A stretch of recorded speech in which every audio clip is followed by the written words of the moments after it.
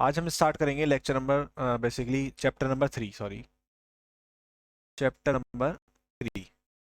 Chapter 2 का हमने सारा डिस्कशन कर लिया था, इसके साथ साथ हमने एनसीईआरटी एक्सरसाइज भी डिस्कस कर ली थी।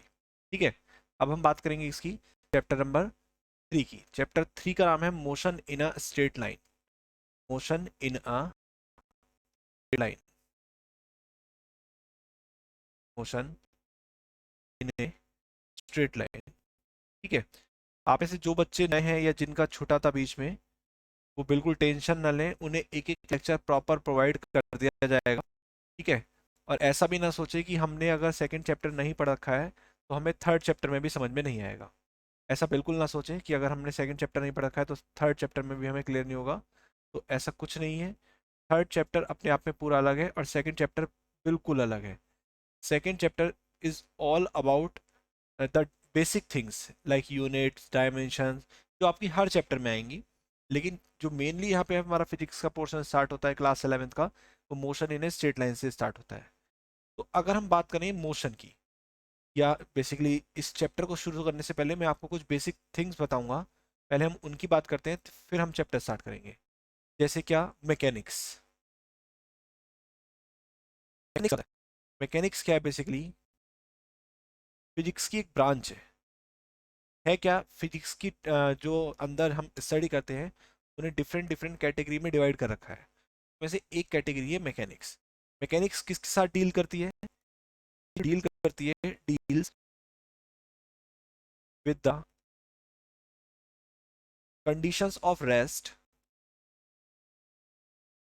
कंडीशंस ऑफ रेस्ट और मोशन, कंडीशंस ऑफ रेस्ट और motion of the material objects, of the material objects.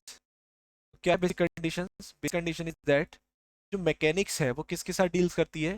Deals with the conditions of rest और motion of the material object. जो आपके ऑब्जेक्ट्स होते हैं उनके रेस्ट मोशन की स्टडी जो करते हैं हम, वो किसके अंदर करते हैं? मैकेनिक्स के अंदर करते हैं। मैकेनिक्स को बेसिकली मोशन और रेस्ट के बेस पर तीन टर्म्स में कैटेगराइज करा गया है, तीन भागों में बांटा गया है। ऐसे कैसे कैसे? Number first is statics, the second one is kinematics, kinematics and the third one is dynamics. तीन कैटेगरी में इसे डिवाइड करा गया है, statics, kinematics and dynamics. Statics की कंडीशन में ये क्या करता है? डील्स, यहाँ पर हम किसके साथ डील करते हैं? Deals with the study of object at rest, rest और इन इक्विलिब्रियम। स्टैटिक्स के अंदर हम किसकी स्टडी करते हैं?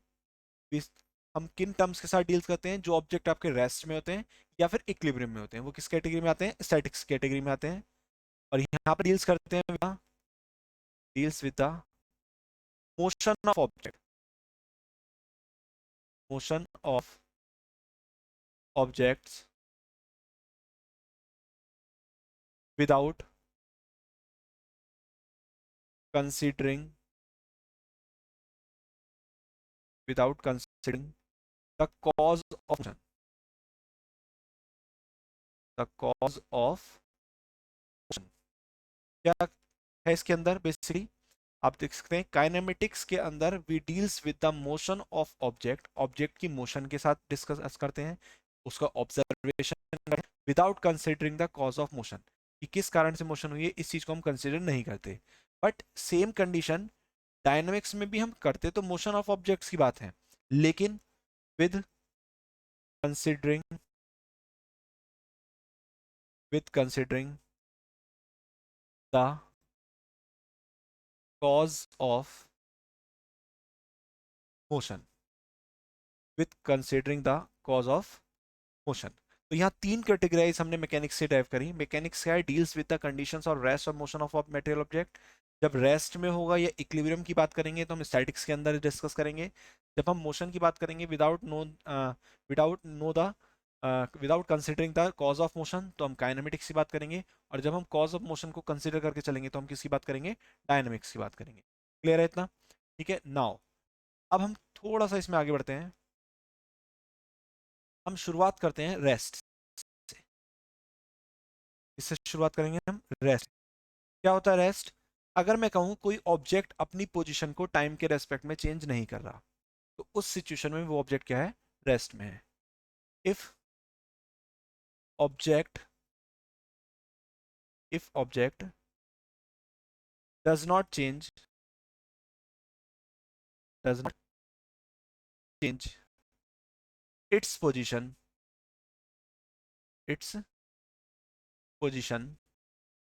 with respect to time with respect to time तो उस सिचुएशन में ऑब्जेक्ट कैसे कहलाएगा, रेस्ट में। एग्जाम्पल, बॉक्स और बुक, कुछ भी कह सकते हैं, कोई भी object lying on a table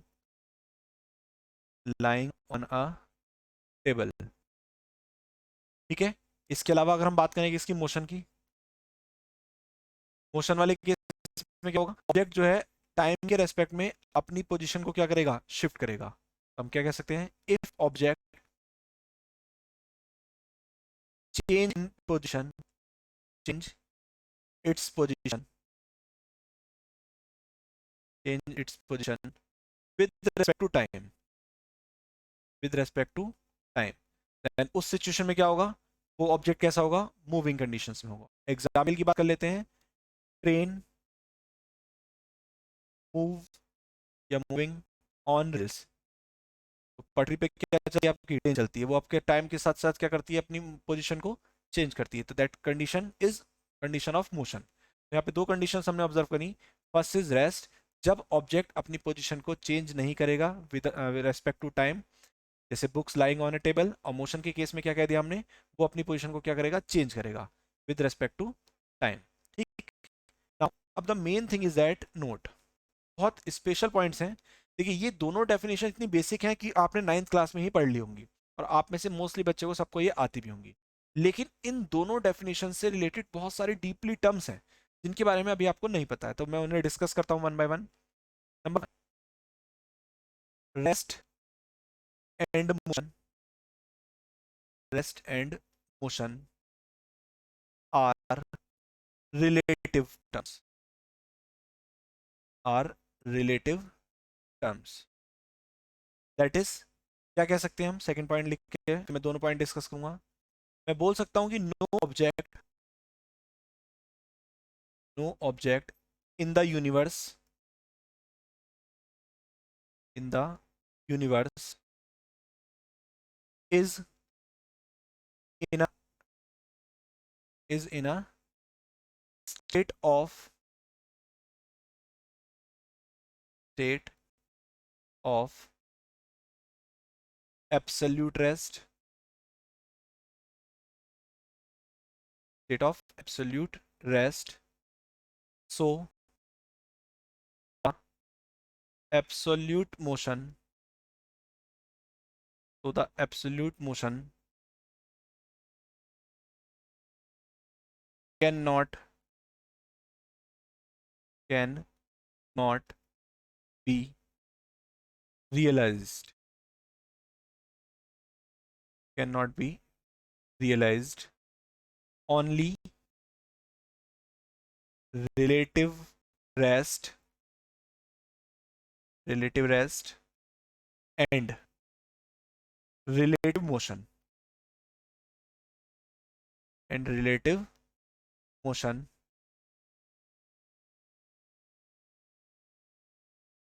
can be realized, can be realized। क्या कंडीशन हुई, हमने कह तो दिया कि कोई ऑब्जेक्ट अगर टाइम के रेस्पेक्ट में अपनी पोजीशन चेंज नहीं कर रहा है तो वो रेस्ट में होगा, अगर वो टाइम के रेस्पेक्ट में अपनी पोजीशन को चेंज कर रहा है तो वो मोशन में होगा। But the thing is that कि जो रेस्ट और मोशन की कंडीशन है, दैट इज एब्सोल्यूट रेस्ट और एब्सोल्यूट मोशन की कंडीशन है, वो एग्जिस्ट करती ही नहीं। क्यों? क्योंकि रेस्ट और मोशन रिलेटिव टर्म्स हैं। रेस्ट ऑफ मोशन क्या है आपके, रिलेटिव टर्म्स है। पूरे यूनिवर्स में कोई भी ऑब्जेक्ट एब्सोल्यूट रेस्ट में नहीं है, और जब कोई ऑब्जेक्ट एब्सोल्यूट रेस्ट में नहीं है तो एब्सोल्यूट मोशन भी रियलाइज हम नहीं कर सकते। केवल हमेशा हर केस में हम ओनली रिलेटिव रेस्ट और रिलेटिव मोशन की ही बात करेंगे। जैसे मैं एग्जाम्पल के फॉर्म में बात करता हूं, मैंने कहा एक व्यक्ति बस में या बाइक पर बैठे है और दूसरा व्यक्ति बाइक पर उसके पीछे बैठा है।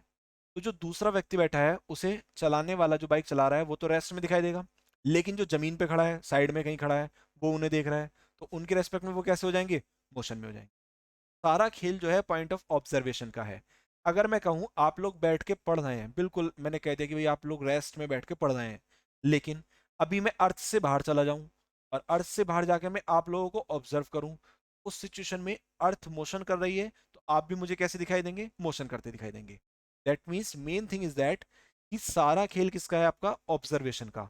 और ऑब्जर्वेशन को भी हम कैसे कर रहे हैं, रिलेट करके, एक टर्म से दूसरे टर्म को रिलेट करके। तो दैट मीन्स रेस्ट और मोशन कैसे टर्म्स हैं आपके, रिलेटिव टर्म्स हैं। क्या इतनी बात सबको समझ में आई?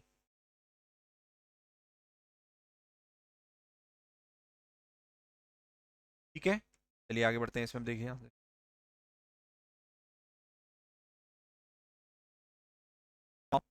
The next is point object.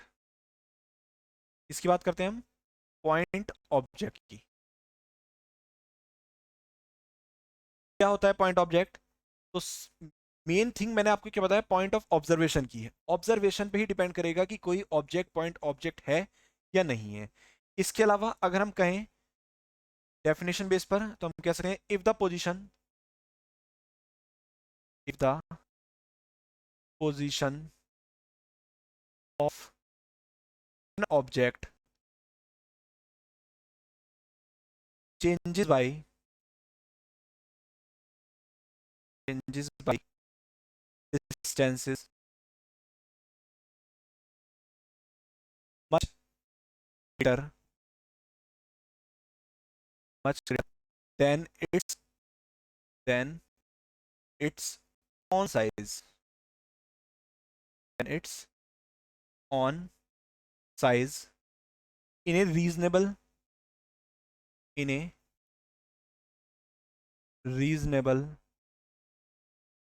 duration of time, reasonable duration of time, then the object may be regarded as regarded as a point object, regarded as a point object. इस point object की बहुत ज़्यादा ज़रूरत पड़ेगी हमें, तो हमें ये क्लियर होना चाहिए, शार्पली क्लियर होना चाहिए कि पॉइंट ऑब्जेक्ट हम किस कंडीशन में और कहाँ कंसिडर करेंगे। बिकॉज आपके एनसीईआरटी में इस पर्टिकुलर डेफिनेशन से रिलेटेड प्रॉब्लम भी है। ठीक है, तो मैं एग्जाम्पल आपको डेफिनेशन करता हूँ। देखिए पहले डेफिनेशन कर लेते हैं। If the position of an object change by distances much greater than it's on size. Suppose मेरे पास एक ऑब्जेक्ट है, ये रहा मेरे पास ऑब्जेक्ट, अभी इसकी पोजीशन चेंज हुई है, यहां से लेके यहां तक मूव कर गया, या फिर मैं कह सकता हूं इससे भी ज्यादा मूव कर गया। तो उस सिचुएशन में क्या देख रहा हूं कि ये जो डिस्टेंस है ये इस ऑब्जेक्ट की रेडियल साइज या रेडियस के कंपैरिजन में बहुत ज्यादा है। तो जब ये डिस्टेंस ट्रेवल इस ऑब्जेक्ट के कंपैरिजन में, इसके साइज के कंपैरिजन में बहुत ज्यादा होगी, तो उस सिचुएशन में आप इस पॉइंट को, इस ऑब्जेक्ट को क्या मान सकते हैं, पॉइंट ऑब्जेक्ट ट्रीट कर सकते हैं। Example, earth can be, earth can be regarded, earth can be regarded as a point object, as a point object for studying its motion, its motion around the sun, around the sun. देखिए क्या condition है, हमने बोला कि अर्थ को हम क्या treat कर सकते हैं, पॉइंट ऑब्जेक्ट ट्रीट कर सकते हैं, जब हम उसकी मोशन को सन के अराउंड स्टडी करेंगे। अब ऐसा क्यों हुआ भाई, अर्थ को कैसे ट्रीट कर लिया आपने? तो मैं आपकी जानकारी के लिए बता दूं, जो अर्थ की रेडियस होती है वो अप्रोक्सीमेटली 6400 किलोमीटर होती है। लेकिन अर्थ और सन के बीच की जो डिस्टेंस होती है, मीन डिस्टेंस, वो कितनी पड़ी थी हमने? 1.496 इंटू 10 पावर 15 मीटर होती है। ठीक है, सॉरी 11, 10 पावर 11 मीटर अप्रोक्सीमेटली। जो हमने लास्ट लेक्चर कह सकते हैं, या फिर हम ये कह सकते हैं सेकेंड चैप्टर में हमने 3 टर्म्स पढ़ी थी, लाइट ईयर, और इसके अलावा आपका पार्सेक और एस्ट्रोनॉमिकल यूनिट। ठीक है, तो वहां पर हमने स्टडी करी थी। तो कहने का मतलब ये है, अर्थ और सन के बीच की जो मीन डिस्टेंस है वो बहुत ज्यादा है in comparison to size of the earth. इस सिचुएशन में हम अर्थ को कैसे ट्रीट कर रहे हैं? पॉइंट ऑब्जेक्ट ट्रीट कर रहे हैं। कि सबको क्लियर है इतनी conditions? What is point object, सबको क्लियर हो गया? बताइए जल्दी से। ठीक है, तो हम क्या ऑब्जर्व करेंगे मेनली, कि साइज ऑफ ऑब्जेक्ट क्या हो जाए, डिस्टेंस ट्रेवल बाय ऑब्जेक्ट के कंपैरिजन में नेग्लिजिबल हो जाए, तो उस सिचुएशन में ऑब्जेक्ट कैसा हो जाएगा आपका? पॉइंट ऑब्जेक्ट की तरह ट्रीट होगा। अब बात करते हैं वन डायमेंशन मोशन की। इसकी बात करेंगे हम, one dimension motion, one D motion बोलते हैं। क्या होती है वन डी मोशन? एक लाइन के बेस करेंगे। हमने जनरली जब भी डिस्कशन करते हैं, तो आपकी जानकारी के लिए बताएं, आप हमेशा क्या करते हैं, एक कोऑर्डिनेट बनाते हैं। इसमें 3 एक्सिस होती है, एक्स एक्सिस, वाई एक्सिस और जेड एक्सिस। और किसी पार्टिकल की पोजीशन को बताने के लिए यही 3 कोऑर्डिनेट्स की रिक्वायरमेंट होती है।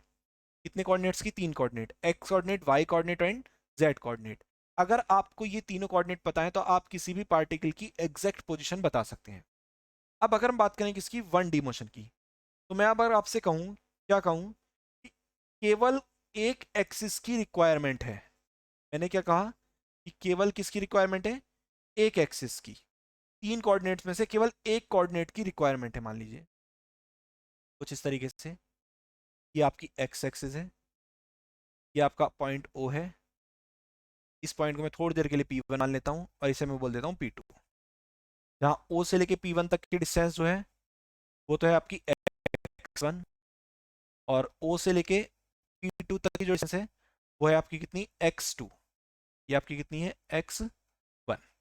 ठीक है, तो अगर मैं आपसे कहूं, if only one of the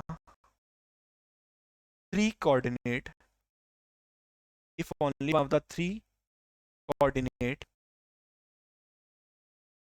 is specifying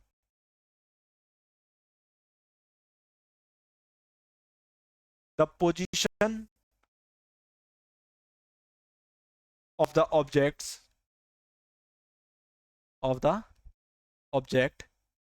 changes with time, that is object कैसा है आपका? मोशन में है, चेंजेस विद टाइम, देन उस सिचुएशन में वो कैसी मोशन होगी आपकी? वन डी मोशन होगी। और इसी मोशन को क्या बोलते हैं? इस motion is also called rectilinear और लीनियर मोशन। क्या बोलते हैं इसे हम? इसे बोलते हैं हम रेक्टिलिनियर और लीनियर मोशन, रेक्टिलिनियर और लीनियर मोशन। क्लियर है? ये आपकी कंडीशन किसकी हो गई? वन डायमेंशन मोशन की कंडीशन हो गई। नाउ इसे थोड़ा सा मैं यहाँ पे डिवाइड करता हूँ। आप देख सकते हैं, ओ से लेके एक्स तक ये एक्स एक्सिस है। ठीक है, अभी हमने क्या करा, पार्टिकल कहाँ से कहाँ तक चला? ओ से लेके P1 तक डिस्टेंस कितनी ट्रेवल करी? x1। अगर पार्टिकल आपका कहाँ तक जा रहा है? P2 तक जा रहा है, तो कितनी डिस्टेंस ट्रेवल कर रहा है? x2। तो पार्टिकल टाइम के रेस्पेक्ट में अपनी पोजीशन को क्या कर रहा है? चेंज कर रहा है। दैट मीन्स ऑब्जेक्ट कैसा है आपका? पार्टिकल कैसा है? मोशन में है। और उसे डिफाइन करने के लिए एक कोऑर्डिनेट की जरूरत पड़ती है, x1 कोऑर्डिनेट, या सेकंड केस में x2 कोऑर्डिनेट की रिक्वायरमेंट हुई। तो इस तरीके की मोशन को क्या बोलते हैं हम? वन डायमेंशन मोशन बोलते हैं। इसके एग्जाम्पल्स की बात कर लेते हैं। एग्जाम्पल एग्जाम्पल इसका, motion of A train, motion of a train along a straight line, along a straight line, along a straight line। या स्ट्रेट ट्रैक भी बोल सकते हैं, स्ट्रेट ट्रैक। इसके अलावा द मेन थिंग जो आपने कई बार ऑब्जर्व करा होगा, motion of A freely falling body, freely falling body. क्या कंडीशन है ये समझ लीजिए फिर से। ने क्या कहा कि अगर किसी पार्टिकल की मोशन को डिस्क्राइब करने के लिए, या फिर हम कहें कि उसकी पोजीशन टाइम के रेस्पेक्ट में चेंज हो रही है, उसे डिस्क्राइब करने के लिए केवल एक कोऑर्डिनेट की रिक्वायरमेंट हो रही है, तीन कोऑर्डिनेट्स में से केवल एक ही हो रही है, तो वो कौन सी मोशन होगी आपकी, वन डायमेंशन मोशन होगी। जैसे यहां पर हम देख सकते हैं पार्टिकल P1 तक पहुंचा तो केवल एक कोऑर्डिनेट से हमने उसकी पोजीशन बता दी, दैट इज x1 डिस्टेंस पर है origin.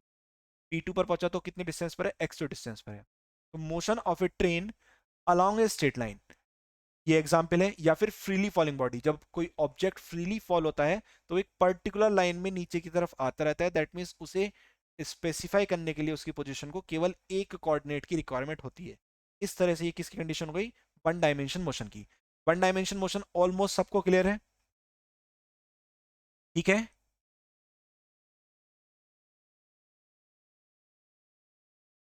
Okay, now the second thing is two dimension motion, two D motion, two D motion.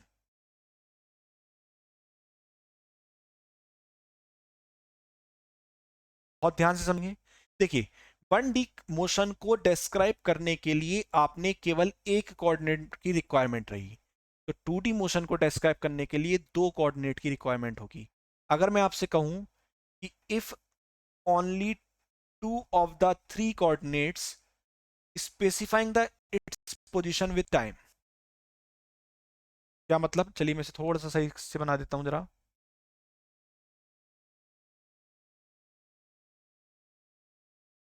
अभी कंडीशन क्या है, वन डी मोशन में तो आपने केवल एक ही कोऑर्डिनेट की रिक्वायरमेंट हुई थी, टू डी मोशन में कितने कोऑर्डिनेट की रिक्वायरमेंट होगी आपको, दो कोऑर्डिनेट की रिक्वायरमेंट्स होगी पार्टिकल की पोजीशन को स्पेसिफाई करने के लिए।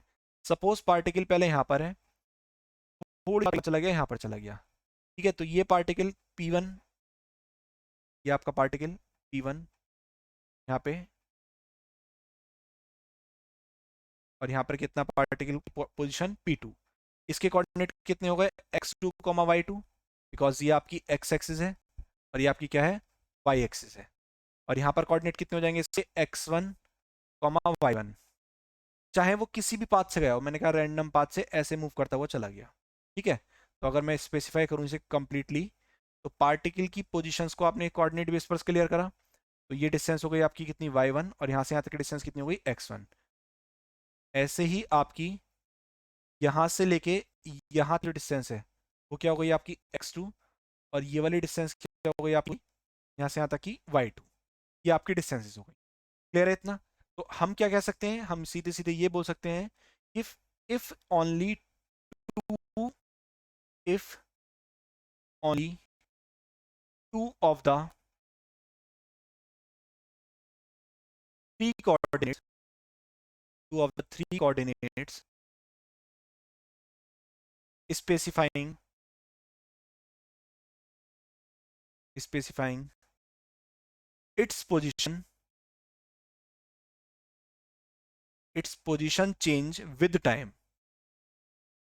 केवल कितने चेंज विद टाइम, केवल कितने कोऑर्डिनेट्स की रिक्वायरमेंट हुई, दो कोऑर्डिनेट की। तो उस सिचुएशन में कौन सी मोशन हो जाएगी आपकी, टू डी मोशन हो जाएगी। कैसी मोशन हो जाएगी आपकी, टू डी मोशन हो जाएगी। एग्जाम्पल की बात कर लेते हैं। फर्स्ट एग्जाम्पल है motion of a planet around sun, motion of a planet around sun, around sun, clear है। Example, a car moving along a zigzag path, zigzag path on a label road, on a label road। देखिए ध्यान से, तो to dimension कैसे हो गया, motion of a planet around the sun. अभी आप लोग चैप्टर नंबर 8 जब पढ़ेंगे तो वहां पर आपको केपलर्स लॉ पढ़ाए जाएंगे। केपलर्स लॉ, या फिर आपने कुछ बच्चों ने उसके बारे में जान भी रखा होगा कि जो हमारा अर्थ है और जितने भी प्लैनेट्स हैं वो सन के अराउंड इलिप्टिकल पाथ में घूमते हैं।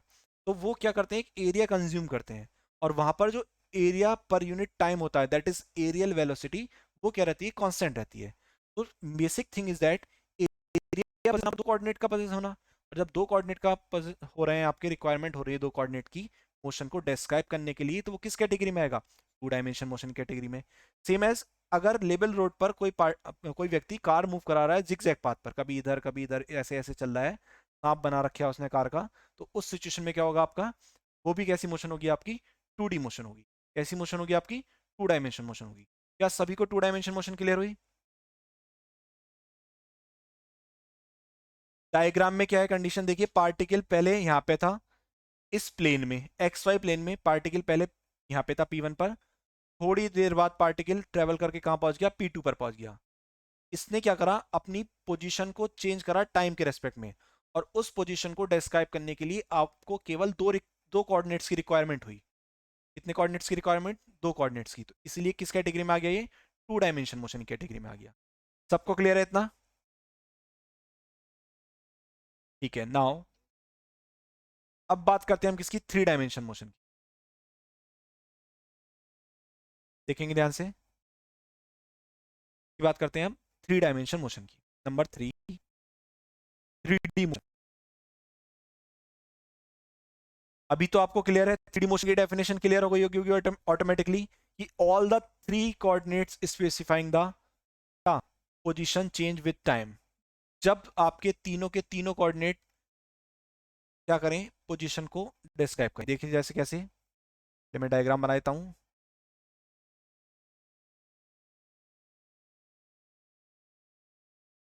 इस तरीके से ये आपके तीन कोऑर्डिनेट हैं, ठीक है।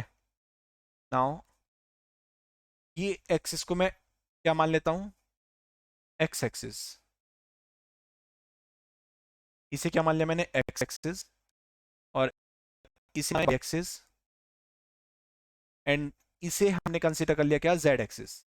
अभी पार्टिकल आपका यहां पर है P1, थोड़ी देर बाद ये पार्टिकल कहां चला गया, मोशन करता हुआ यहां चला गया P2 पोजीशन पर। जब वो P1 पोजीशन पे है तो इसके कोऑर्डिनेट कितने हैं, x1, y1, z1, और यहाँ पर कोऑर्डिनेट क्या है आपके, x2, y2, z2। क्लियर है इतना? नाउ इस पार्टिकल की पोजीशन को यहाँ कैसे डिस्क्राइब करेंगे हम, देखिए ध्यान से, कुछ मैं डिस्टेंस कोऑर्डिनेट्स बना देता हूँ इसके, कुछ ऐसे होंगे, और आपका ये इस तरीके से, इस तरीके से आपका ही होगा। ये डिस्टेंस y2 होगी, ये डिस्टेंस y1 होगी क्योंकि ये y एक्सिस है, ये डिस्टेंस x1 होगी, और पूरी डिस्टेंस जो यहाँ तक की होगी वो कितनी होगी आपकी, x2 होगी क्योंकि ये x एक्सिस है।